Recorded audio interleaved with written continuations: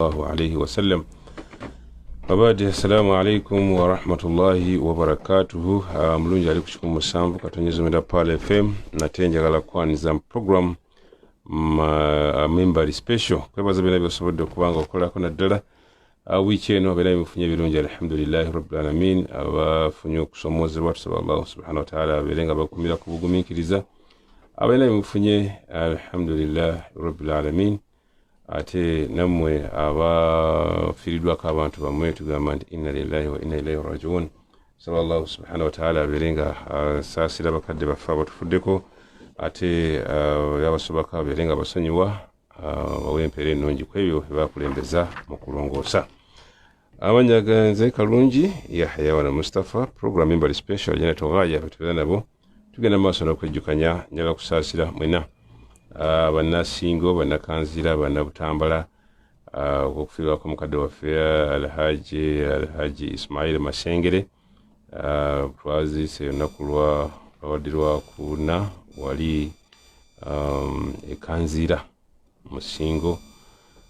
Twebaza mwena abasobodde okukola enteekateeka ennungi ate mu mbeera eyo Haji Masengere badde musajja muweereza wa busiraamu ebbanga lyonna era ndowooza ku busiraamu bwekanzira awo ne mukadde wange Mwalimu Yahya kalungi balinako ettafaalire nsaba Allah subhanahu wa ta'ala abeere nga bateremu empeera ennungi basobole okuba nga bafuna obulungi mu byo bwe batakabanidde ate ne bibalisewo bibe nga bisigalako babisanye ku minzaani zaabwe.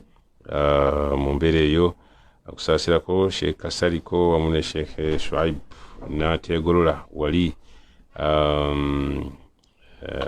emitiyana yabadde mukadde we n'abafamire yonna bannaye tubasaasidde nnyo. Bwa bulijjo olunaku lwa mukaaga tubeera ne Sheikh Omar Siddiq Ndawula tugenda mu maaso n'okutunuulira ensonga zaffe engeri gy'osobola okuba nga okolaganamu n'omuntu enkolagana eyo n'obeera successful naddala gwe omuyisiraamu oba naawe omuntu wenna. Naye mu kanyumirwa kano nga tukyagenda mu maaso n'enkolagana wakati w'omwami n'omukyala efaanana etya. Tukyagenda mu maaso n'okutunuulira omwami biidhinillahi subhanahu wa ta'ala. Naye nga sinaba kutolaba Sheikh Haji Hudu Senteza owewe bajja Akraiti abika muwala we Hajara Nanteza bwebajjo Allah amujuludde lwakuziikibwa olunaku lwaleero nakuzunza by'omutaano wali esaawa zijja kuba mukaaga ebweyogerere mu bbuto ewa Zaidi Sajjabi mutandikwa. Okay. Bwatyo Haji Hud Senteza abika muwala we Hajara Nanteza ajja kuba aziikibwa mu bbuto wali esaawa zijja kuba mukaaga ebweyogerere mu bbuto awo inshallah taala. So Allah subhanahu wa ta'ala abeere nga amusaasira.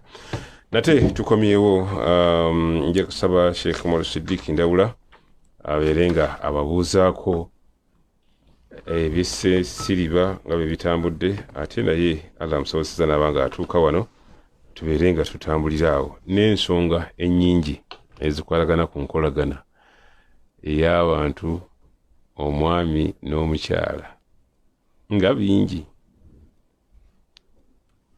bobe batono era nabo bangi. Bismillahir Rahmanir Rahim. Alhamdulillah wassalatu wassalamu ala rasulillah wa alihi wa sahbihi wa man wala. Bakadde baffe abatuuliriza abaami abakyala abato abooluganda mikwano gyaffe buli omu musaalye mu gy'osinzira okubeera ng'otuwuliriza. Okusooka kwa byonna assalamu alaikum wa rahmatullahi wa barakatuh. Wa alaikum salam wa rahmatullahi wa barakatuh. Sitera kulema kugamba nti asaada Allahu awqatakum bikulli khair. Si kitundu ku salamu. Naye Allah basobozesa okubeera nga ebiseera byammwe mubikoleramu obulungi obudda gye muli ku siya bumwe ne ku nkomerero yammwe naffe akituwe ya Rabbi. Era abagobera sunna z'abantu olw'enkibulira manya nti Abdul Karim mwana wattu yakikozesanga nnyo rahmatullahi alayhi ekiwulira mulabanga ddala mashallah mwagafirlahu warhamu. Amin. Ebintu byatabuka nga bw'ogamba nti nga bingi ebyo bingi byatabuka. Buli omu anoonya weddukira naye temudduka. Buli omu anoonya waddukira naye temudduka, wabula munoonye butya, noonya butya bw'oyitawo nga bitabuse walala. Gwe noonya butya bw'oyitawo nga ggwe oba weyitawo mbadde nga tuli ku bantu babiri tuwakimpitawo anti kakati ebiyinza okuba byatabuka ewakalungi. Kati Abdurrahman yakayingira kati ebintu bino birabika bikyamu bizibu. Gwe noonya Abdurrahman, noonya butya bw'osobola okubeera nti gwate agago gakola gatya gayitawo. Enkolagana ya gundi ne gundi ey'omukyala gundi yatabuka n'eya omwami we gundi. Ensonga eyagitabula yali eno. Gwe mukyala gwampuliriza gwate noonya makubo gwosobola kubeera nti ekyo ekyatabula gundi gwate okibuuse. Balijala mulabirako. Bw'onobalabirako bwe baba nga balungi balabireko. Bwe biba birungi birabireko, naye bitali birungi byesonyiwe. Kizibuwala okubeera nti mwana wattu ojja kutambulira ku ntambula y'abantu. Amaka buli gamu gatambula lwago. Amaka buli gamu gatambula lwago. Naye bw'oba oyagala okubeera nti oyitamu nkolaganayo ne omukyala wo, twasookera ku saidi ya mwami, ekyandibadde ekyebbeeyi kyandibadde kubanga obeera byonna bifaanaganye bitya. Gezaako okubeera nti obeera mulungi, ayisa obulungi, kwata obulungi omukyala wo. Bakyala bazibu kabakyogere, naye gwe gezaako okubeera nti ababatandibwa nti bazibu bw'obanga gwe omulina. Gezaako okubeera nti okola ebyo by'oteekeddwa omukolera. Kyekyokka ekiyinza okuyisaawo osobola okubeera nti obeera n'omukyala. Lwaki oba nabaddeawo n'endowooza Yahya Omubaka sallallahu alayhi wa sallam yaga nti ebintu byonna byetwemulugunya byagwa dda bitya olwo ataga nti ekikyaggwa naye byetwemulugunyako obusiraamu buno bwabirengera dda. Natunuulidde hadithu Omubaka gye yagamba sallallahu alayhi wa sallam yaga nti khuliqatil mar'atu min dil'in. Omukyala originality ye ekintu mwava. Omubaka sallallahu alaihi wasallam yaga nti omukyala atondebwa originale mu lubiriizi. Erib. Yes. Senga wali olabyeko ku lubiriizi. Buli omu alulina. Olaba luva mu mugongo ne lujja wano mu sides wansi w'omukono ne lweweta lusobole okujja lugatte wano olubuto ne side endala. Olwo olubiriizi mu lumu ku lwo Allah subhanahu wa ta'ala mwajja ekitone mukyala. Kyaba bagamba nti luno olubiriizi lwange. Kali nakugamba nti wa inna a'waja ma fi dhil'i a'lahu. Aye bwe tuuka eno waggulu eno lujje lugatte ekifuba ate ne luweta nnyo. Otegedde ne lweweta nnyo. Kati Omubaka sallallahu alaihi wasallam ayogera statement gyeyagala okugattako eyo gyeyogerako yagamba nti lan tastaqima laka ala halin. Lan Sheikh Sufyan yansomesako mwabala basomesa tarehe naye yansomesako nahwu. Yansomesako nahwu mu ula idadi. Sheikh Abdul Nuruddin Sheikh Nuruddin ate luvanyuma naye amusoka obitegedde. Kati ate bwe ngende Jinja ate Sheikh Habibu Kabasi oyo Allah musasire era bamuwa.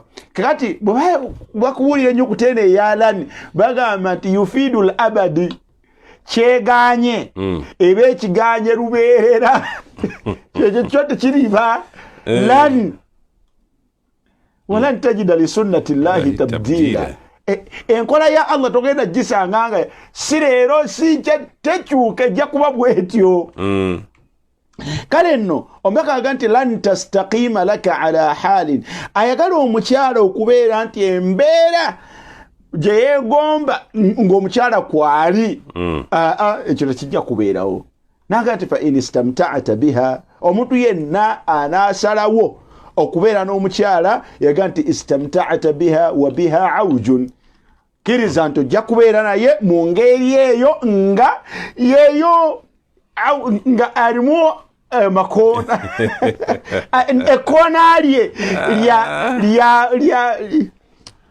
lya lubeerera ekona lya lubeerera kati lan tastaqima laka talibeera bwati kuba nekyeyatondebwamu si bwekito bwekifaanagana lan tastaqima laka ala halin kati omuntu yenna anaaba n'omukyala omubaka agati in istamta'ta biha bw'onooba wakweyagala naye istamta'ta biha wa biha awjun ojja kubeera naye mu ngeri eyo okitegedde bweyamaliza naga nti naye mu ngeri eyo fastawusu binnisaai khaira mukwate bulungi kati omuntu yenna okubeera successful mu kukolagana kwe n'omukyala kwe kubeera nga yeefubako okubeera nga alongoosa gyali yaya n'abatuwuliriza ekisinga okubeera ekyebbeeyi kwe kubeera nga ne bwe muba mufunyeewo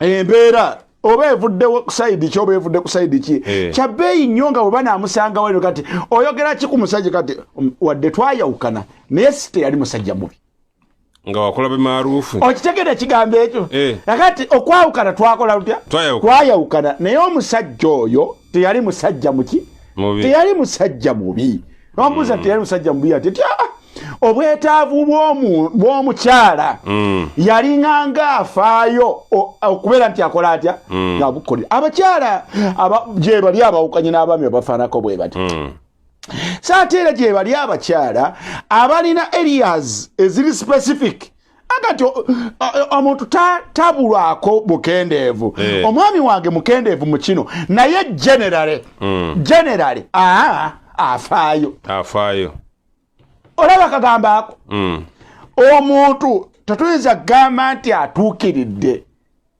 naye omwami wange generale okutwalizaawo mu kifaananyi ekyawamu si mubi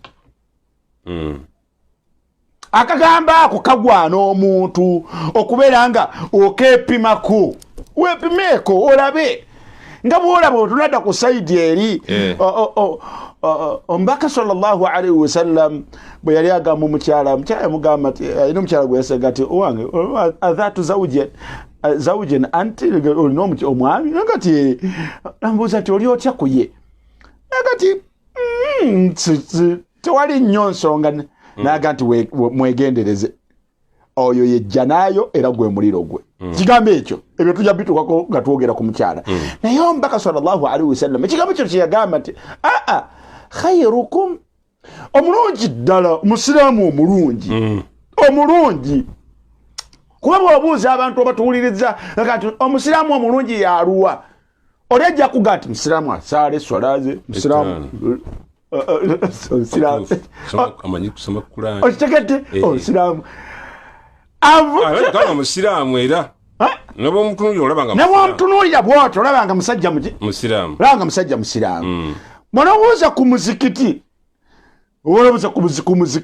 abantu webasale kati nga babuuza ku munnaabwe tobiirwa oyo omulabu otya nakati musajja mujjumbize aye wabeerawo obwetaavu ku muzikiti akola atya ayanguwa ajjumbira mpozi nga talina bubeezi olaba thanaawo eyo olaba okusuutibwa n'okwogerwako obulungi gye tuwangaalira ku mirimu n'ebweru w'amaka naye obulungi omubaka obw'omusajja yabujjayo agati tuba tetunnakutegeera totegeerekera butegeekerezi ku muzikiti tunnakutegeera bulungi weera ku mawuledi okitegedde totegeerekera butegeerezi mu ddalasa totegeerekeka butegeerekesi mu kutabagana n'abantu abalala otegekera wa otegerekera khairukum omuntu okugazaako nti ddala oyo mulungi agate khairukum li ahlihi obulungi bukalabikire gye credit esinga okubeera genuine eneesimbu entuufu esinga okubeera eneesimbu twagala nnyo okugijja eri mukyalawo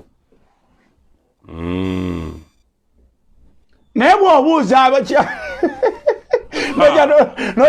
kati tobuuza abasajja bakyala nojja webuuza kati Umaru oba Yahya ne Umaru senga bagenda omuntu n'asoobasoba n'agenda wa mukyala n'abuuza nti owange oyogera ki ku Yahya oyogera ki ku Yahya abakazi balina olugezigezi ennaku zino bwe balina obusapulayizi bwe bakola kati senga omuntu ava eno n'agenda interviewinga mukyalawo omukyala wa Umar otudde wano oyogera omusajja omuntu n'agenda eri mukyala wa Umar oba n'agenda eri mukyala wa Yahya akati beera mwesiimu mu ngeri ddala nga kyoyogera oyogera ku waake oyogera otya oyogera kikubbaawo kikyogamba ku bbaawo omwami gwampuliriza owulira alipoota bakyala baffe mwebale nnyo kubanga lipoota bwezifuluma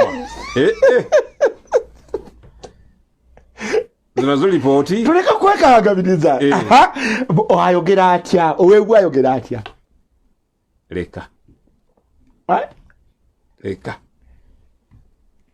abakyala abali awo abampuliriza buli omu kaleediyo ke ataddeko kaleediyo ke oyogera ki ku mwami wo ali atya gy'oli enkolagana yammwe gye twogerako wano eri etya akuyisa atya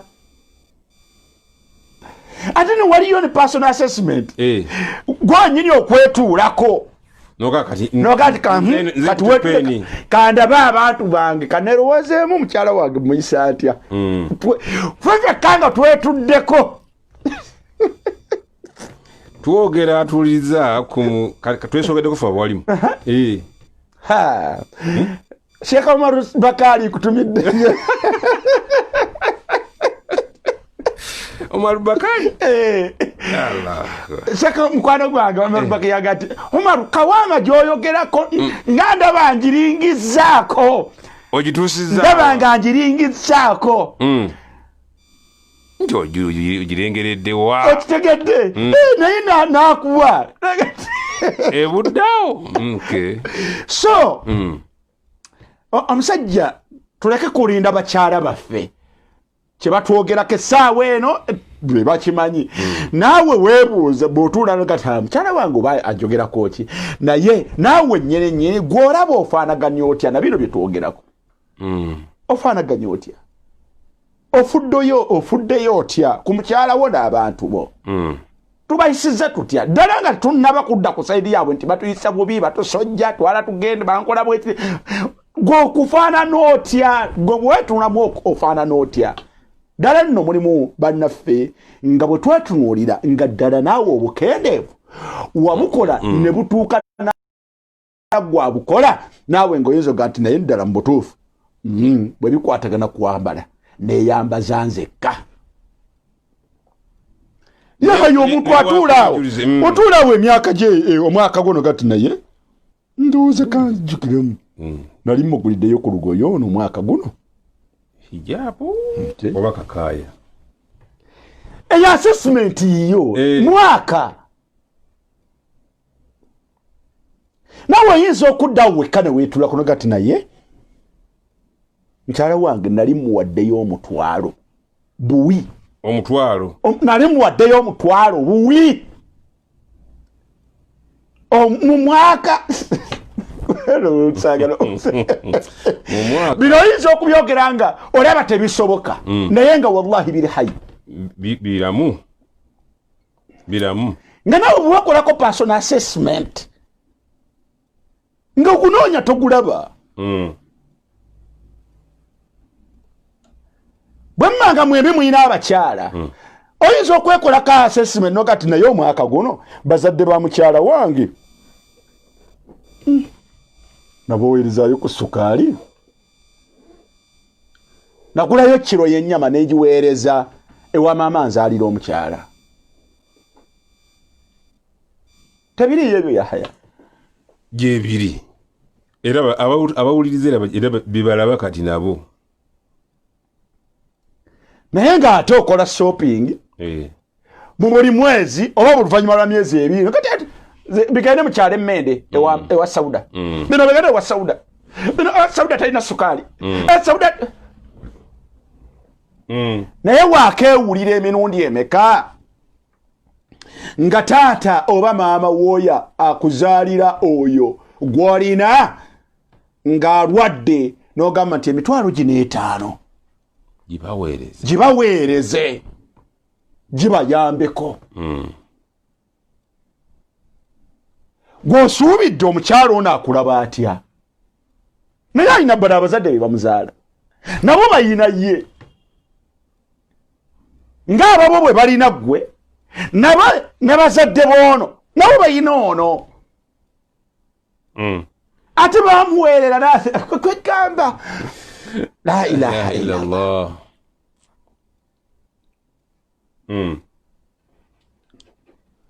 kale nno hadithi ya Ka'b ibn Ujra twagamba nti tunuleko kakolozi kamu bino bye tubagamba lwaki omubaka sallallahu alaihi wasallam abitukubiriza tubifuna muki kubanga bw'omanya kyofuna mu kintu oyinza obutakikaluubirirwa kikuyambo kiteekako omuwendo omuwendo guno gusobola okukusindika okukirunkanira okukikola oluusi wandibadde tosindikibwa na busindikibwa wabula ng'okikola willingly olw'omuwendo guno gw'okimanyimu bwe bakugamba omusajja nti beera musajja dda mu kifo kyo ng'omusajja ofeeyo ku bantu bo basuze batya basuzeewa ofeeyo abantu bo bawangaalira wafaanana watya namaka gammwe gasanyusa mukyala wo n'omwana wo ofeeyo bambadde batya abaana bo tebayise bwereere omwana wo teyeegombye tishaati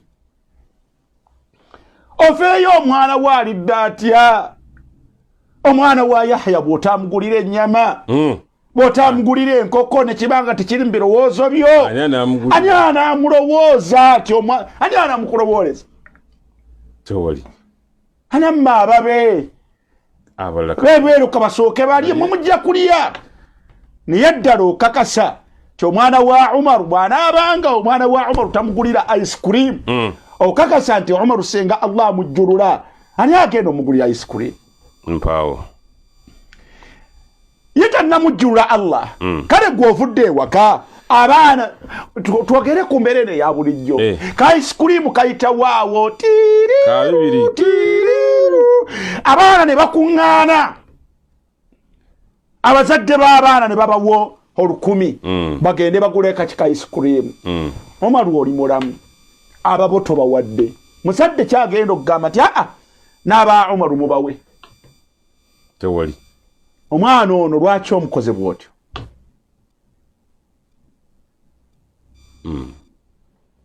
kale tukamala nga tunatula hadisi ya Ka'b katumala okufuna obubaka buno tudde tovaawo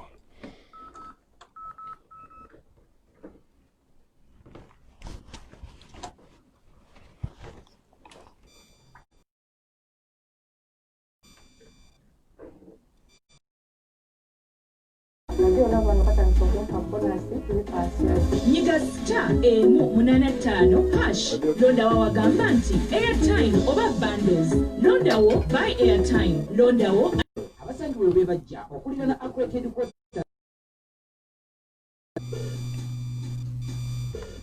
time check ekutuusibwawo Sumaya Girls High School ensangi ssomero ly'abaana bawala bokka lirina on A-level ab'ekisulo n'ababeeka eno yekikuusa mu katunizi mwenda Pal FM rediyo yo etaliza nsonga yonna kikuusa mu katunizi mwenda Pal FM ekola y'omuntu wa bulijjo Uganda Revenue Authority tumanyi abuli b'omusolo abatuukiriza era ne bagenda n'omulembe oba digital stamps mu by'obusuubuzi bwabwe. Bano mwe muli abakolisooda, amazzi g'okunywa oba gayite mineral water ne taaba. Okuva nga lumu omwezi ogwokubiri 2020 gavumenti ya Uganda yalagajjira amafuta ebitulira mu factory oba ebiyingirizibwa mu ggwanga biteekwa okubeera ku digital stamp. Okuteeka digital stamp mu byamaguzi kirimu okuteeka akabonero ku byamaguzi okukakasa ebyamaguzi ebiva nga tebitera okuteekebwa ku katale ate ng'ebyamaguzi ebyo bituufu. Ekitongole kya URA ekikwasisa amateeka kyatandise dda okwekennenya entambuza y'ebyamaguzi mu bifo omuli supermarket, amaduuka okulaba nti byonna birina digital stamp. Abasuubuzi bonna ba agency n'abatambuza ebyamaguzi ebimenyeddwa waggulu basobola okukakasa nti ebyamaguzi byabwe birina digital tax stamp. Beewala okufiirizibwa oba okuteganyizibwa. N'olwekyo abantu bonna basabibwa okwetegereza ensonga eno okumanya ebisingawo olweza email ku services@ura.go.ug, Twitter @URAR, Facebook oba kuba ku ssimu etali yakusasulirwa noti 8 noti 1 oba noti 4 noti 2 oba 3. Uganda Revenue Authority, developing Uganda together. Mukwano Wanzi, saati ng'eyakayagana ate ewunya bulungi kakodyo ki? tewali kakodyo hani kyamagero. Kyamagero mu ngalo zo? Nedda sabbuuni omupya White Star Magic ow'obuwunga okuva mu Bidco. Omanyi White Star Magic Premium sabbuuni ow'obuwunga okuva mu Bidco y'omukwano gw'abo ab'enjawulo mu bulamu bwo, awunya bulungi era ayoza n'atukuza. Okwozesa White Star kyamagero mu ngalo zo. Ekyamagero ekigonza omulimu ogwandibadde omunene omwangu ennyo era omunyuvu ddala. White Star Magic sabbuuni obungu w'ebyewuunya omupya ajjudde ebirungo eby'enjawulo okuva mu Bidco ayongera ku byewuunyisa bya mukyalawo.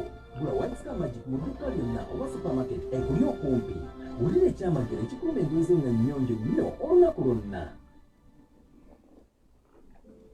Tujjukira ebiseera byogendanga mu ssaalo n'omuyooyoosibwa n'akuyooyoota n'ovaawo ng'omatidde ng'olabika bulungi ng'era oli mugumu nti buli w'ogenda okuyita kebeera embaga oba kasiki ka mukwano gwo mu bulingiri abantu bajja kukyuka emitwe ne bakulabyeko. Essanyu lyaffe liva mu kuyambako okutuukiriza ebiruubiri bwabyo eri endabika yo. Naye mu kaseera kano tulwanyisa COVID-19 obulamu bwo n'okwekuumaako bya mugaso nnyo gye tuli. Y'ensonga lwaki tukubiriza okwekuuma ng'okozesa Movital Wash, Movital Soap ne Movital Milk Soap okumala waakiri ekitone nnyo obutikitiki ng'abakubyali. Era tuli bagumu nti singa onoobikozesa kijja kuyamba okwewala obulwadde bwa COVID-19. Tusigale nga tuli batebenkevu era tunyumirwa akaseera ketubala ne famire zaffe. Tuli bagumu nti ng'eggwanga tugenda kuvumuka coronavirus. Move it. All day confidence. Kyakabi ku Airtel tukanantamegwa w'ekitundu kyo okuuma mikwano gyo n'abooluganda nga bayungiddwa ku mukutu era ofuna okuddizibwa ku airtime ebitundu 3 ku buli 100 mbagirawo. Ky'olina okukola kwe kwongera okuteeka airtime ku ssimu za mikwano gyo n'abooluganda lwo. Okukola kino nyiga *185# londawo wagamba nti airtime oba bundles. Londawo buy airtime. Londawo another number. Teekamu ennamba y'essimu olw'oteekamu omuwendo. Teekamu PIN okusasula. Tewali komo ate tewali bisale byonna bikujjukirako. Jjukira nti okuddizibwa ebitundu 3 ku buli 100 ebya airtime olina okuba ng'omutadde ku nnamba ndala etaliyo. Beera mulabufu weekuume. Anti simanyi munnayiza obadde oyagala kumuteerako. Omundi wa Allah okubalya zaka okutegeeza mu Uganda n'ebweru waayo okukola hijja ne umra. Amiina. Basangibwa bakuli ku bitaala abeetaazi bafune ku ssimu zino wammanga ku 0393 oba kula ku Imaamu Kyeyune ku 0703 tugenda birambulula. Omar Sudik Noti 7 noti 3 kinana mwemu nkaaga mu 3 16. basangibwa bakuli ku bitaala. Program Mimbali Special. In your program Mimbali Special. Ekuleeteddwa abafumba basobaganye omundi wa Allah okubalya zaka Kikyagala okulamba. mu Uganda n'ebweru waayo okukola Wangi? hijja ne umra. Salamu. basangibwa bakuli ku bitaala abeetaazi bafune ku Yatulisewo. ssimu zino wammanga ku Mwese mutese. 03 23 oba kubira kulima mu kiyune ku 0703 oba kubira ku Sheikh Omar Sadiq noti musanvu noti 3 kinana mu 316 ujannatu haya basangibwa Akati. gabana ne banno bando ya Airtel yonna Kubisamu 12. ekiseera kino osobola okulondako bando yonna gy'oyagala okuvira ddala ku ya buli eya wiiki ogabanye oba night bundles ng'onyiga star star 2 gabana gift bundles ku Airtel nga tosaliddwako. Airtel, the Yes, smartphone network. anti kati era kyongera okigabanyemu 12.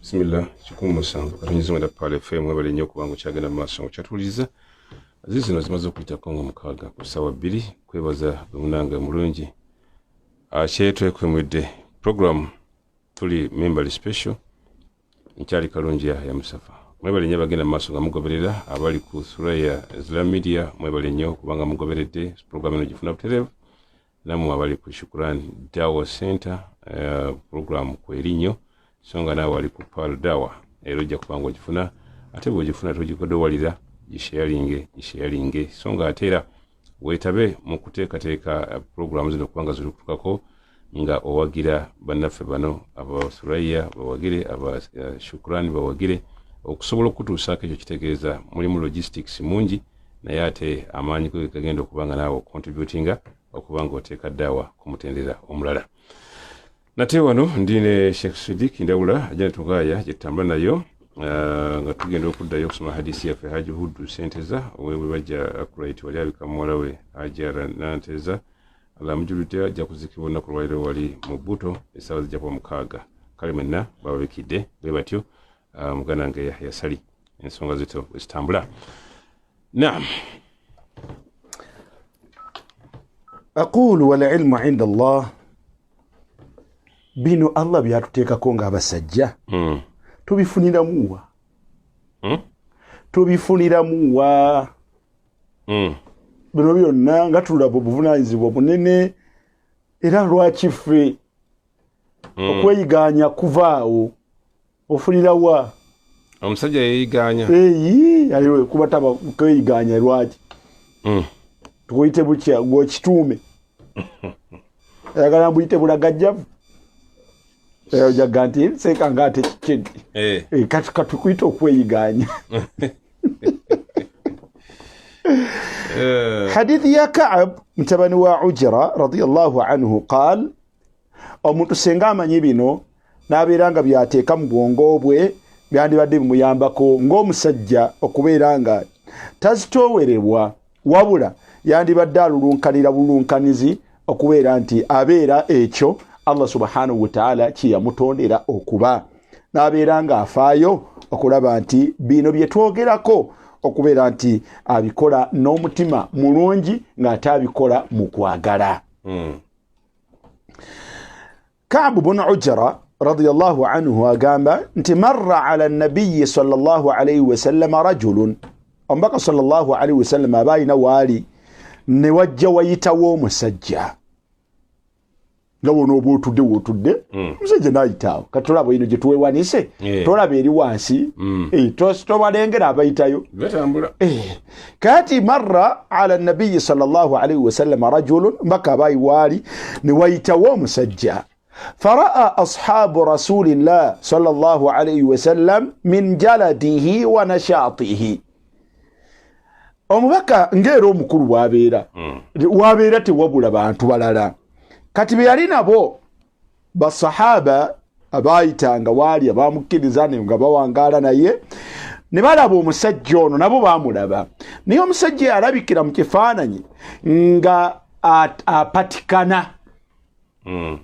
yalabikira mu kifaananyi ekyokutakabana ekyokupatikana nga aluwa ngoyo atuwuliriza ayetise omugugu ku mugongo fast eyakedde okukwata takisi agivuga eyakedde okugenda mu nnimiro alima nga bwawuliriza eyakedde okuba bulooka yakedde okuba bulooka ne wali abasomesa bange barakallahu fikum aba Greenlight kubaga nti okusomesa kuyimiridde naye ate tulina obuki tulina obuvunaanyizibwa okubeera n'obuvunaanyizibwa tukola bulungi kugamba waliwo omuntu gwolaba ng'omuyita alo be basooka omubaka sallallahu alaihi wasallam okubaako ne kyayogera kyebava bagamba nti inkana faqaalu kyebava bagamba nti ya rasulallah owange omubaka wa Allah law kana hadha fi sabilillah fi sabilillah wali abayizi ba muganda wange mukwano gwange Sheikh Saleh Mubiru bwoga nti sabilillah balina kye bategeera kituufu law kana hadha fi sabilillah kale amaanyi ago n'okufuba okwo senga kubaddenga bakutadde amaanyi ago bagatadde mu sabilillah mu kkubo lyani mu kkubo lya Allah golowooza judgment eyo bwefuluma mu muntu kino ono kyakola aba kiraba atya alabanga ekitali kya makulu nnyo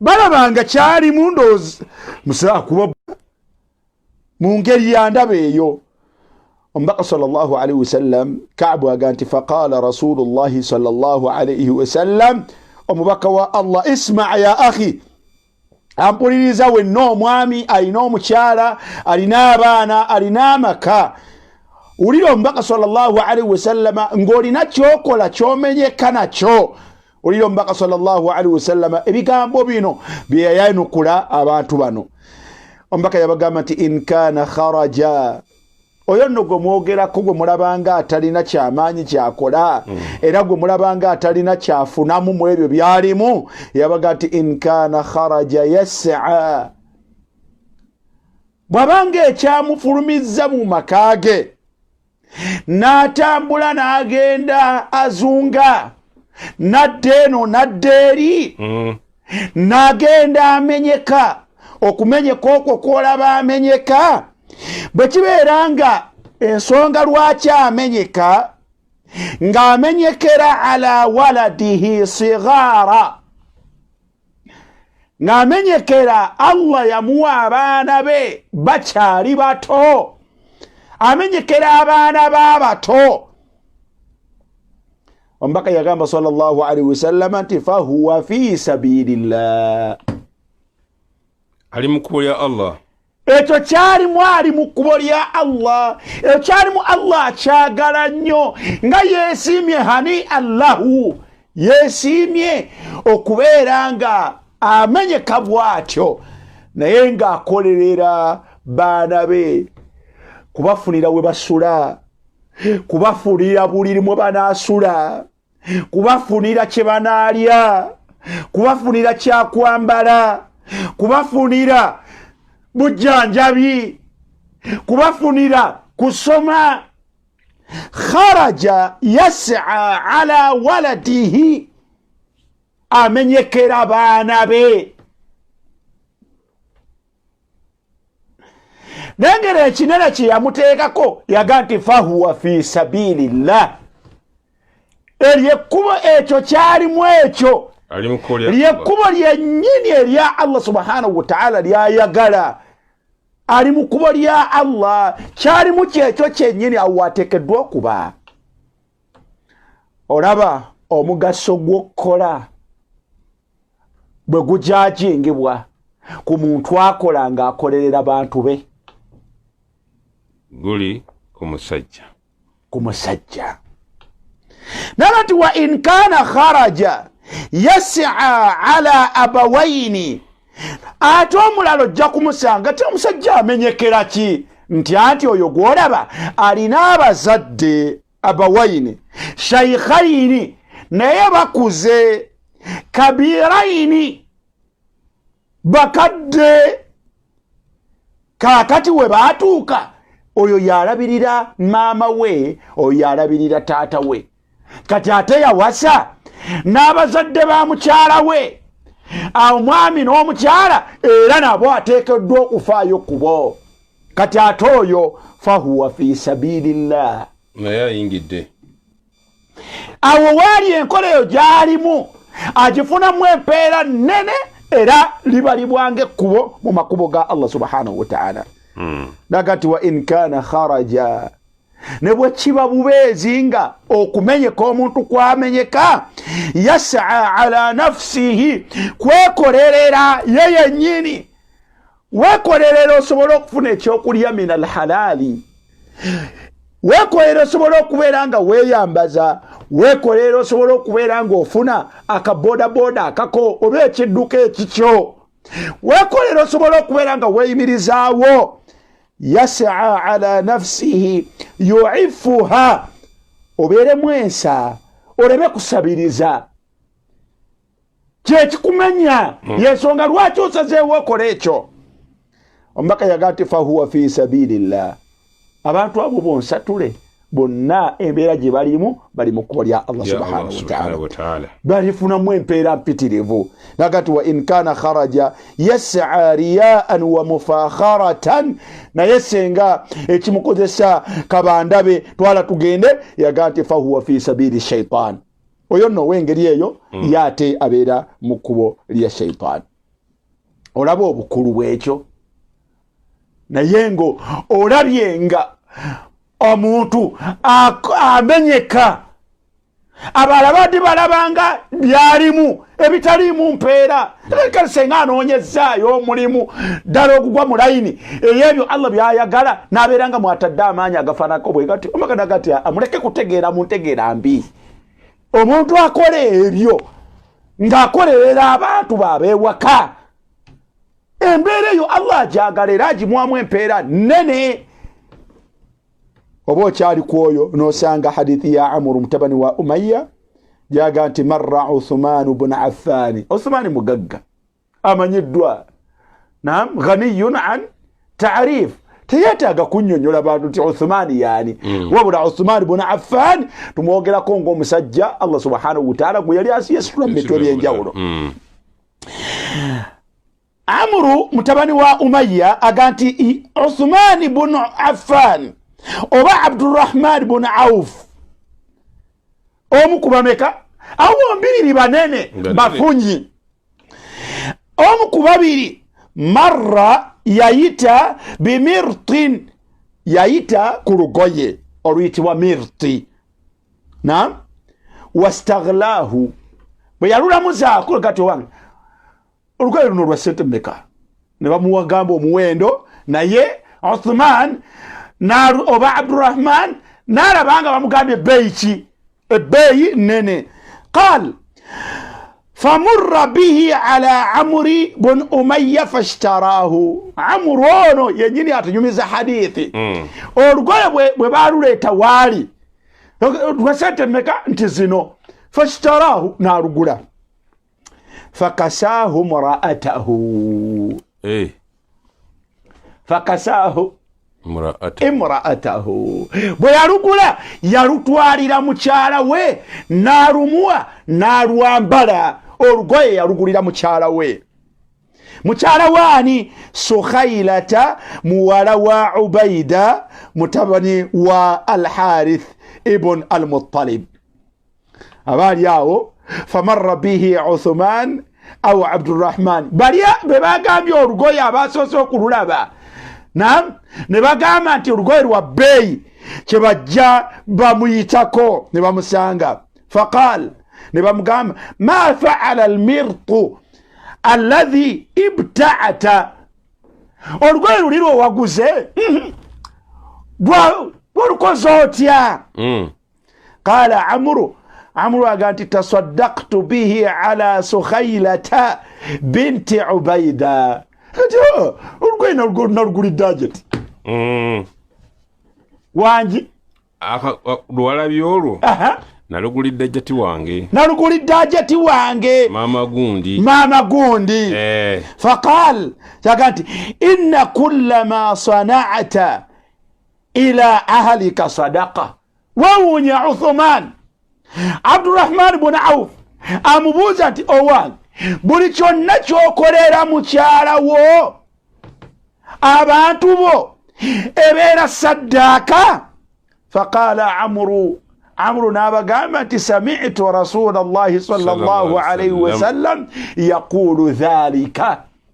Ekyo kye nawulira omutanda agamba. Ati ekyo nakiwulira omutanda bw'atyo bw'agamba ti buli kyonna kyokolera mukyala wo oba kyokolera abantu babeewaka ebeera saddaakayo. Nga teweerabidde omubaka bwe yagamba sallallahu alayhi wa sallam nti yaqulu bun adam maali omuddu omusanga nti sente zange bwe yeekuniza sente yange. Omubaka naga nti fahal laka min maalika, mu maali yolinamu ezitali esatu. Esooka naga nti ma akalte eyo gyolidde nekubukala. Bw'okulanga ekyokulya mu maali yo n'okirya noga nti maali yange. Naga nti au oba eyo gyoguzeemu ekyo ekyambalo n'okyambala fa ablaita n'otuuka okikutula oba n'olukola kati sente yange nno lugoye nalugoya mu sente yange naye ndukoye sente yeye oba ogiriddeko era ebeegenduse. Yaga nti au ma tasaddaqta fa amdaita, oba gy'oba osaddaase neekukulembera gy'olaga. Kakati mwagamba nti omubaka namuwulira agamba ti buli kyonna kyokolera mukyala wo oba abantu babeewaka ebeera saddaaka. Kitegeeza nti gwoba oyambazza mukyala wo oba omuliisizza oba omukoledde akalungi saddaaka eno, naye ate gwe empeera zo ziba zikulembedde gy'olaga. Kyokka ono gw'ogamba mukyala wo naye ate omufunamu empeera. Olaba Amuru bw'atakaluubiriddwa kugula lugoye lwa bbeeyi ng'alugulira mukyala we kubanga akimanyi, kubanga kimusindise. Banne abagagga bagenza omubuuza Uthmani bamulubuzaze nagati oluseddemu gezo zendutunda ati genda. Oba Abdurrahman bun Auf agati olugoye lwa mmekati lwa mitwalo 3 olweyogera ku hijabu ya mitwalo ameka 3 agati genda. Bwe yayita kwoyo amanyi afuna ki mugulira olugoye omukyala mwana wattu yalugula. Banne bano baafuna omukisa okuddamu omusinkana baamala abanga alugula. Agati wayi olugoye naluwadde ajati. Totugamba nti buli kyokolera omukyala wo kifunamu empeera. Agati ekyo nakiwulira ku mubaka sallallahu alaihi wasallam. Okaluubirirwa muganda wange obuvunaanyizibwa bwo olw'obuwulira nga bukuyinze lwa nsonga egi tomanyi bbeeyi yaakyo, tomanyi butya bw'okifunamu. Abamanyi omugaso ogukirimu ti buli kyonna kyakolera mukyala we takaluubirirwa. Kigo olwaleero nti tokaluubirirwa ne bweba abeera sukaali nga gw'obagulidde banywe bamunywa naawe ate ne bakusenerako ne bakutabulira ekikopo, naye ng'ate mwana wattu gwe ku akawunti yo kwagenzeeko dda. Byenjogera sigereesa bugereesa. Omubaka yagamba sallallahu alaihi wasallam mu hadithi ya Sa'd mutabani wa Abi Waqqas radiyallahu anhu yaga nti anna Rasulullahi sallallahu alaihi wasallam qaal, omubaka yaga nti wa innaka mwami gwa mpuliriza okugamba odde mu buvunaanyizibwa bwo kiyamba gwe kubanga omubaka gati wa innaka mazima gwe lan tunfiqa enyukuta yaffe ekomyewo lan tekiribeerawo okola kutya lan tunfiqa toligabirira nafakatan bugabirizi toligabirira bugabirizi ekigambo ekyo Allah kyeyakozesa mu Qur'an nagati liyunfiq agabirire tugabirira tutya dhu sa'atin gwe omusajja Allah gwe yagaziyiriza gabirira abantu bo ntya min sa'atihi mu bugazi bwo Allah yakugaziyiriza nawe gaziyiriza abantu bo omuntu Allah gwe yagaziyiriza olugoye tekaba kagoye enyama tekaba kanyama mchara womufunye nyama teba kanyama tosindika bagenda kugula byenda la ilaha illallah nawe ng'oli mu nsindikagano ezo omuwejjera agula mukene naawe omufunye ogulira abantu b'omukene bamuwoye bwoya nga bamulyanga kyabyabulamu kubeere kukyusaako for their health ne lwafunye leka ate kulufaanaganya ate lwotafunye lubeereko enjawulo emitwalo 5 gakuli mu nsawo bulijjo abantu bo balya bijanjaalo ne lwafunye 5 weekuniza bonnange liyunfiqu dhu saati min saatihi natuga nti waman qudira alaihi rizquhu gwezikendedde lwezibuze atalina omufuna mpola naye falyunfiq mimma ataahu Allah naye agabirira abantu be okusinziira ku bugabirizi Allah bwe yakola atya bw'aba amuwadde kale nno innaka mazima gwe lan tunfiqa nafaqatan toligabirira bugabirizi naye kano kakulu tabtagi biha wajha Allah leka kusuulawo busuuzi leka kwejjako akameeza kano katuwa abakyala tokabawa lwakwejjako aleme kubeera naakola ntya ate naakola ntya leka kukaluubirirwa kuwuliranga obalinganga kubatisa jjinja nedda tekisaana lwaki tabtagi biha wajha Allah kikole mu kwagala ng'okinoonyaamu Allah kusiima nakyo bw'onookola bw'otyo yagamba Muhammadin sallallahu alaihi wasallam illa ujirta alaiha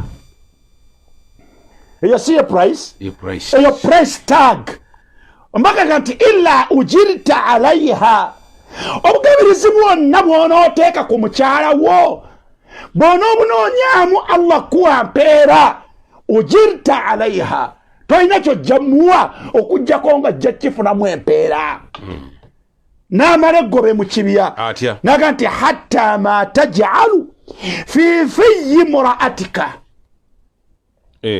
na kyonna ky'onooteeka mu kamwa ka mukyala wo ne bw'omugulira kabboto k'amazzi bannange tulabye nnyo banyumirizaayo omusiraamu Seeka Yahaya yagenda atutte mukyala we naye batutte omwana okumujjanjaba ne batuuka gye bajjanjabira omwana owodde bulungi omukyala olw'okuba bavuddeyo bakedde ku makya bakedde matulutulu saawa ziyingira 3 awo omukyala agamba omwami we nagati enjala mpulira ennuma ku mabbali wali waali basiikirawo empuuta kyava mugamba nti taata Jamil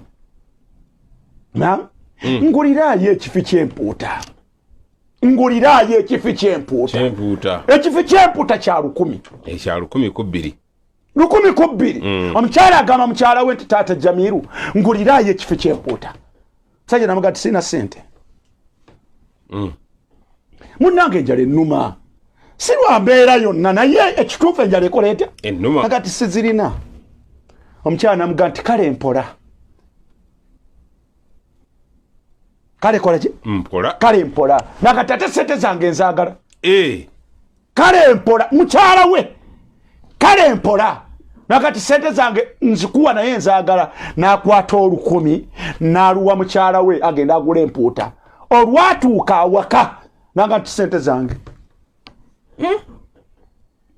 sente zange Allah akbar abanjani abanja mukyala we amubanja ki 2,000 ezaguze eki empuuta gyaddayo ya teyayo yezanjo ye enjala ekola etya emuluma la ilaha illallah katukomewo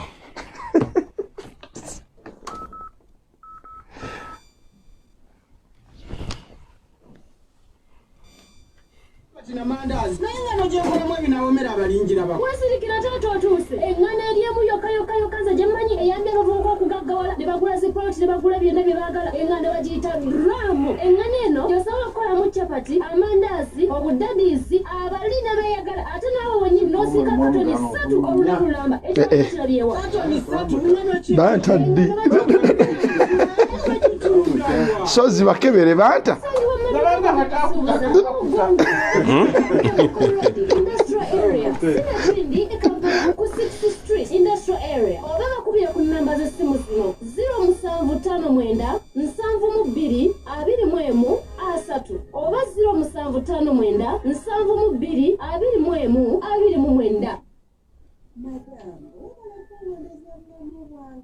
Banakukoze mwete kyali kyangu gyendi naye kati engalo zange zirampeweevu kati nga ng'ovu olunaku lwonna lwaki kikyakutuuseeko mawuyo banaye madamu okubeera waleeta White Magic obulamu bwange bweyongera okugonda era ng'engoye zitukula mu mangu ddala ate ne zibeera mpeweevu olunaku lwonna White Magic Premium ye mukwano gwabo ab'enjawulo mu bulamu bwo awulira bulungi era ayuza n'akukuza White Magic wanjawulo ku ngalo zo White Magic avuuna omulimu ogwandibadde omunene omwangu ennyo era omunyuvu ddala White Magic sabuni obwobwoddewo omupya ajjudde ebirungo eby'enjawulo omubidiko ayongera ku byewuunyisa bya mukyalawo gula White Magic mu dduka lyonna oba supermarket okunywa kumpi wulira ekyamagero ekikuma enguzi nga nnyonjo nnyo olunaku lwonna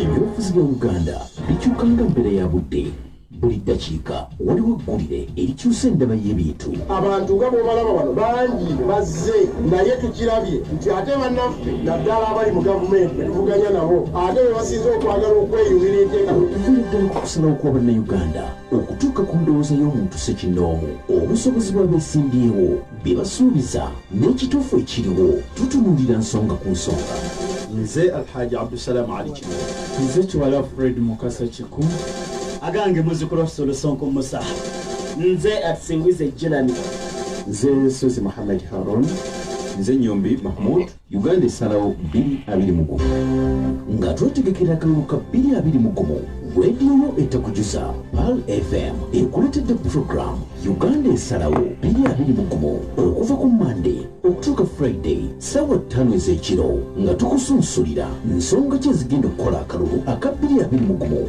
Uganda esalawo 2021 wano ku rediyo yo etalinza nsonga yonna 107.9 Pal FM ekkola ly'omuntu wa bulijjo. Stay safe. If we all follow these recommended global guidelines, we can help stop the spread of the novel coronavirus. Wash your hands frequently. Avoid touching your eyes, mouth, and nose. Cover your cough with a bend of your elbow or tissue. Avoid crowded places. Stay at home if you feel unwell, even with a slight fever and cough. If you have a fever, cough, and difficulty breathing, seek medical care early, but call by phone first. Stay aware of the latest information from your local health authority. For more information, contact your local health authority. This message is brought to you by the Coca-Cola Company in the interest of public health and safety.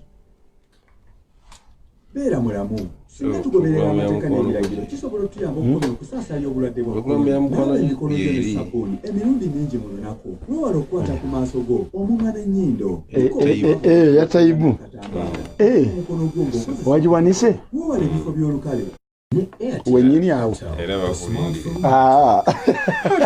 kyebanna bakunkubirako wadde kyebakubira. Twagala okwebaza nti ogenda maaso ngo tugoberera abali ku social media zonna ze tuliko, abali ku Sura Islam Media, abali ku Shukran Dawa Center, abali ku Pal Dawa. Amwe bali nnyo bakaba tubufuna Abikat Sina Kyeyune Ramla, Brother Hamza, Nantongo Sharifa n'abalamu muli bangi nnyo mu mbeera efaana bwetyo. So tukomyewo na tetukyagenda maaso, jjukira tuli ku ngeri ki gy'obeera omuwanguzi ng'enkolaganayo n'omuntu omulala. Mu kasenge kaffe enkolaganayo gw'omwami, enkolaganayo n'omukyala, oba otyo omuwanguzi, hadisi tuzifunye. Ddala era tannawangula. Afaana bw'ati aba tannawangula. Akyali. Naam. Abange, hadithi leero tujja kusomako ze tunaaba tusobodde. Eya Miqdaam mutabani wa Ma'adi Karb رضي الله عنه قامت قال رسول الله صلى الله عليه وسلم يقام بكوا الله كسا سليم من بجبيرك ويه يقامت ما أطعمت نفسك فهو لك صدقة بدأ الله مرونج gwatobo omuntu okwegulira ekyokulya n'akirya naye Allah ajimuwandika ko nga saddaaka. Abantu ngabe kubako enjawulo. Abantu ngabe naye mbakaga nti ma at'amta nafsaka, ekyokulya kyeweegulidde n'olya fahuwa laka sadaka, oba weesaddaakidde. Naye eyo si ensonga yaffe, kubanga abasinga era omusanga akavula atwala tugende era nze ingini ebyo byo mwabimanyira kati sangala byo bimalirako obudde. Naye ombaka yagamba sallallahu alayhi wasallam nti wama at'amta waladaka, ekyokulya kyogulidde Abdallah, kyogulidde Abdurrahman, kyogulidde Khalisa, kyogulidde Khadija, kyogulidde omwana wo ow'obulenzi, fahuwa laka sadaka. Kubanga yagamba walad, omwana wo ow'obulenzi ebeera sadaka. Kati no bwoba ng'opozinzeekaawo, bw'opozingakaawo ekinjawusiza ne ngati omwana wo ow'obulenzi, kuba ate ekyomuwala ate kyo kigenda wala. Eya omubaka sallallahu alaihi wasallam kati man ala ibnataini, omuntu ayola n'alabirira ibnataini, abaana abawala. Katonda yakuwa abaana baabo obuwala bali awo babiri au thalatha, oba bameka? Basatu. Abo baana babo babuwala. Au ukhtaini, oba banyoko. Abantu bangi balina bannyina abo awaka be babalabirira. Au thalatha, oba banyoko basatu basobola okukkako oba basobola okwambuka.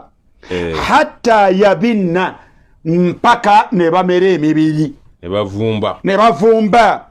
Au yamutu anuhunna, oba n'obalabirira mpaka gwe lw'onoofa n'ofa n'obafaako. Kuntu, ombaka aga nti nja kuba ana nze Muhammad sallallahu alaihi wasallam wahuwa n'omuntu akoze ekyo ku baana be abawala fil jannati kahataini,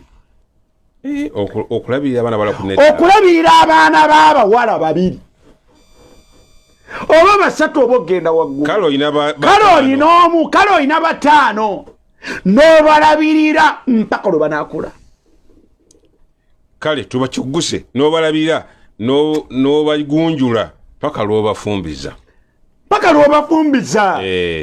Naye no omusajja n'abeera nga tamanyi mwana we wa buwala nti atuuso tayogera mukyala we na mukyala we, omwana wo nga tamanyi nti omwana wo bamugulira pads, omwana nga wa buwala nga gw'omuzaala. Ate ebyo bya maama we wangi akolawa. Kati bajja kusaba muntu kati omukazi owange takola.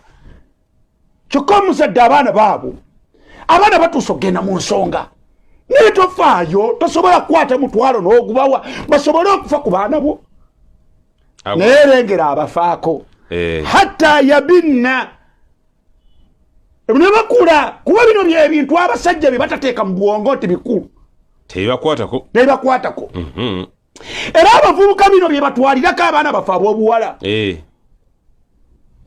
nti omanyi ewaffe mu bisulo gye tubeera abaana ab'obuwala bagenda ne bupeege ne babuteeka ku butanda bwabwe kati abaana abalina abataata abafaayo babagulira nikazi n'obuwale bwabwe babuteeka ku kabeege 3-5 bamugulira dazini kati akako kasula waggulu oba kasula mu ddeeke ya wansi akataata afaayo kasula wakati kavaayo bwe kati katunulira empale za munne waako naye nga nako kayina taata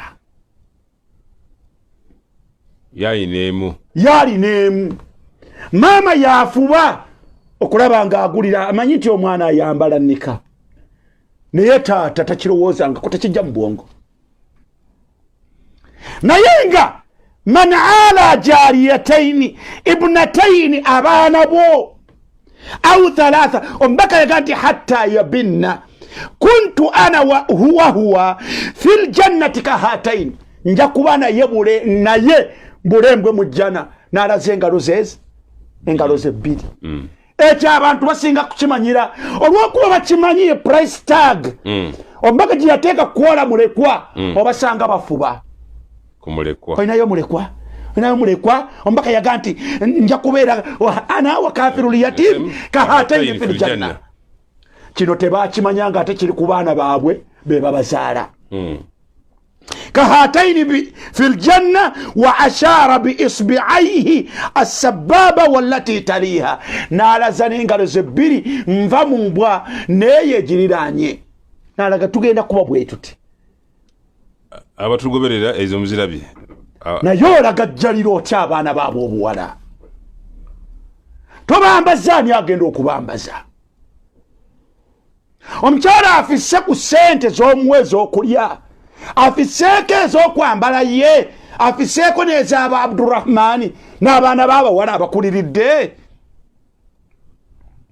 oba okyali kwoyo mbaka nakugamba sallallahu alaihi wasallam ati ma min muslimin tali musiraamu yenna yakunu lahu 3 banatin Allah gwawa abaana ab'obuwala 3 fayunfiqu alayhinna n'abalabirira hatta yabinna mpaka ne bakula ne bavumba au yamutna oba tebakuze ne bufanga tebunnakula kunna lahu hijaban minan nar mbaka yagamba nti akola ekyo ku baana be subhanallah bino mbaka tugamba ku baana be tuzaala yaga nti kunna lahu hijaban minan nar abaana abo bagenda kubeera ekimutangira ku muliro gwa Allah subhanahu wa ta'ala twagala ki jana okolerera ki jana okolera kuona muliro yensonga lwaki bakusanga osaala osiiba okola byokola niyo olabye engabo yekutangira ku muliro gwa Allah nga baana bo bennyini Allah be yakuwa ab'obuwala lwaki obakaluubirira okubalabirira lwaki bakaluubirira lwaki omuntu anoonya obw'okulabirira amufuneko ejjana ng'abaana baabo obuwala abalina faqalat lahu imra'atun omukyala omu ojjukira nti ombaka yagambye abawala bameka 3 omukyala omu kyava mugamba nti au bintani ya rasulallah n'owa abawala 2 qal au bintani omukyala ono yeyogerako ng'alaba ombaka ayogedde ku 3 ate ye alina bameka 2 alina 2 nagati ya rasulallah n'owa 2 ombaka nagati n'owa 2 olaba ombaka bwagamba sallallahu alaihi wasallam mu ya abi Sa'id al-Khudri bwe yaganti man kana lahu 3 banatin omuntu yenna senga abaali n'abaana ab'obuwala 3 au akhawatin au 3 akhawatin oba banyina bameka banyina 3 au bintani obanga olina abaana ab'obuwala 2 au ukhtani obanga olina bannyoko 2 fa ahsana suhbatuhunna nalongoosa embeera ye n'empangaala ye n'abaana be bano abawala 2 wattaka allaha fihinna n'atya Allah mu bo mutya Allah mu baana bammwe ab'obuwala, mutya Allah mu baana bammwe ab'obulenzi, mutya Allah mu bakyala bammwe. Eno general picture, mutya Allah mu bantu bammwe abawaka. Abasajja tutya Allah mu bantu abo Allah bye yatuteeka wansi w'emikono gyaffe. Omubaka yagamba sallallahu alaihi wasallam nti falahul janna, ekisuubizo ky'ejjana, falahul janna, price tag. Oyo afaanagana bw'atyo ayina ejjana ya Allah. Hadithi jukira twabadde ku walad, wama at'amta waladaka, ne ekyokulya kyolisiza omwana wo. Olaba nti keeki omwana najja nakugamba nti dadi bangulireyo ku keeki. Nze namuwala wange Allah mulongoose ye keeki, bw'ogamba keeki n'omuweeyo 1,000 eyo tagiyita keeki kuba yagyamanyire ogenda nayo ku ssomero. Ye keeki kacyanga abeerawo ayagala keeki y'abagole. Tegedde omanyi lwaki ayagala keeki y'abagole? Gyasala n'agaba awaka wonna. Yayagala keeki y'abagole. Kati bw'otamanya bino okaluubirirwa gimugulira. Naye omubaka bwaga nti wama at'amta waladaka, ekyokulya kyonna kyogulira omwana wo, fahuwa laka sadaqa, yaba akiridde naye ng'ate gwamugulidde ofunyeeyo sadaka yo. Naga nti wama at'amta zawjataka, n'ekyokulya kyonna kyogulira mukyala wo, fahuwa laka sadaqa, ebera sadaka yo. Naga bannange omubaka sallallahu alaihi wasallam yatumalayo awaka. Naga tuwama at'amta khadimaka, n'ekyokulya kyogulidde omukozi wo, n'ekyokulya kyogulira omukozi wo, fahuwa laka sadaqa. Ma akthara sadaqati fil manazil, sadaka nga mpitirivu awaka mu maka gaffe, kwoyo ategeera, kwoyo alulunkanira ofuna obulungi. Tumalirize n'ebintu bibiri. Ekisooka hadithi ya Abdullah ibn Mas'ud radiyallahu anhu qaal, aganti qaala Rasulullah sallallahu alaihi wasallam, bino omuntu ayinza obimanya ne bimulemerera olw'obukodo. Eno osanga abantu babawaka nga bamutenda ekitende ekyobukodo. Mukodo. Omukodo yaluwa yalina nga tagaba. Omukodo yaluwa yatalumirwa banne. Omukodo yaliwa yatamegula katono kalina. Bino tebiri kulevemu. Wano ninawo omukwano gwange ambezanga ngati seeka. Nze mukyala wange nali mulekera omutwalo. Naye nga tamatira nga tuyomba. Naye ngati munnange nga nzireyo ewaka ndeka omutwalo, nzireyo ewaka naye nga ate nze sina kyakulya. Ojjukira emabega twaga nti omukyala ategeera. Nakani yaffe yaggwa Saturday ewedde. Naye nti omukyala ategeera naye naayogera aleka omutwalo avuga boda. Kwe kuli byonna ebyawe naye aleka mutwalo. Naye ate agenda okudda ewaka ng'omukyala y'ekyekulya ekyeggulo tamuterekera. Omanyi yakola aganti seeka n'ensalawo mbalekera 5 nange 5 zendya. Wagabanya bubi, wagabanya bubi. Toyinza kulekera mukyalawo n'abaana be 15. Allahumma bwe mba muli babiri n'omulekera omutwa 5 naawe n'osigaze 5, eyo tekina mutawaana. Naye nzo okwesanga ngo boolekedde 5 bali bana oba 3 gwate n'otwala 5 oba okoze bubi. Bw'oba osazeewo okukola ekyo lye 3 gw'oba wakaki oba waka 7 oba katugamba oli munnange naye ono mulowoozeeko omuteeketeeke lwaki yeteekerateekera subhanallah. Kale nno tujja kusinkana oyo twogere, naye njagadde kusheyalinga ekyabuuzizza.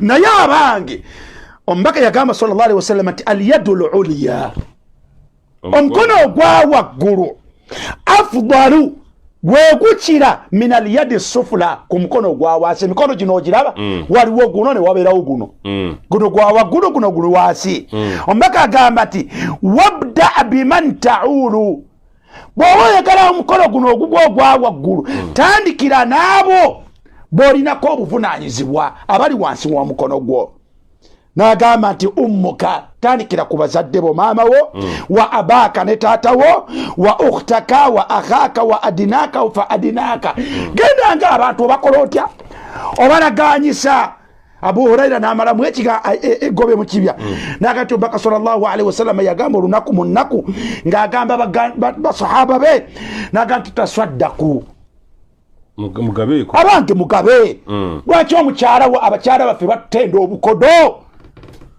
lwaki mukyala wakutenda obukodo abange taswaddaku musaddake faqala rajulun omusajja n'amubuuza nti ya rasulallah indi dinarun nze gwogamba okusaddaka nina dinaari egi emu omubaka n'amugamba nti anfiquhu ala nafsika sooka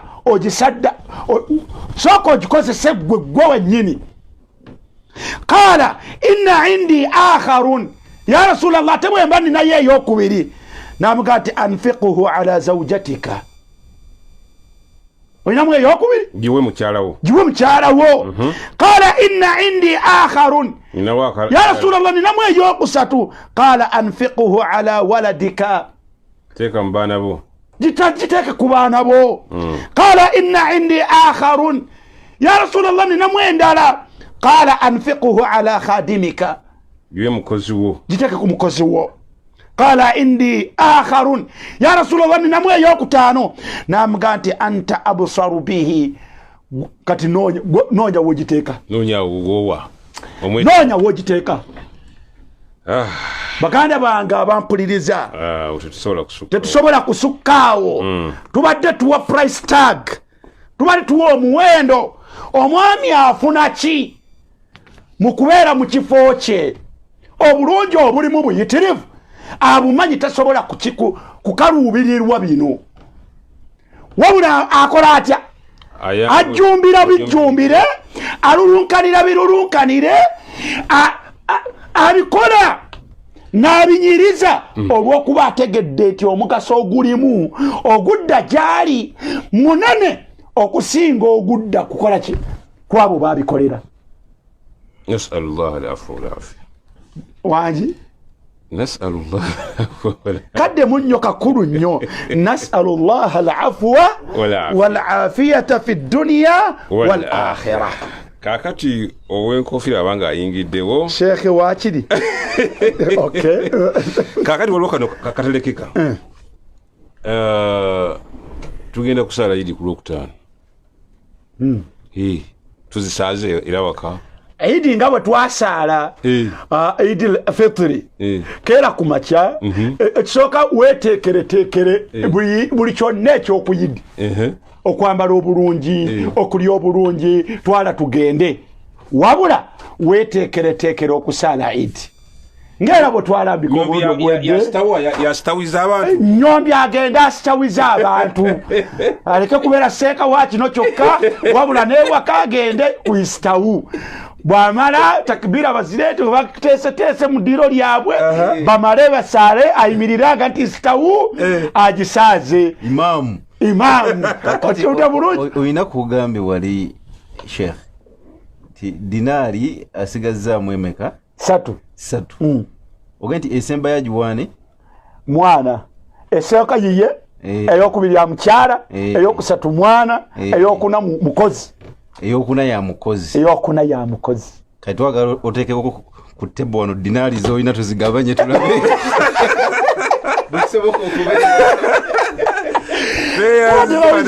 oluvannyuma lw'okusaala mugende musale ebisolo byammwe oluvannyuma lw'okusaala musale obuhiya zammwe Allah subhanahu wa ta'ala akkirize tusigadde wano nga tugyeyo ffenna dinaali zaffe nyombi ateeka ku mmeeza nehaya netwawiro nange katulabe tugabanya kale aba heritage bakutumidde omusabo gyegulisha Allah dakulwairo bala kuteekateeka bino byatwogerako wano bisobola okuba nga bitambula so ne aljannatul ghaya era nayo ebalindiridde mu nsonga zonna barakallahu fiikum kale banaye mukize tukomera olunaku lwalero mbebaziza nnyo mbadde bawuliza balungi ensembya ye wano Haji Hood Senteza aweebwe bajja wali Kuwaiti abika muwala we Hajara Nanteza agenda kubanga azikibwa olunaku lwalero wali mu Buto essaawa zijjako 6 eza Mutuntu tubasaasidde nnyo mwena banaye mukize tukomera wano tubagaliza obulamu obulungi atakumira mpeera bakuume ate katugende tulekere Tambala Mirundi ne Mahmudu Nyombi babeerenga beeyongerayo ensonga zonna nga bwe zitambula nze Kalungi Yahaya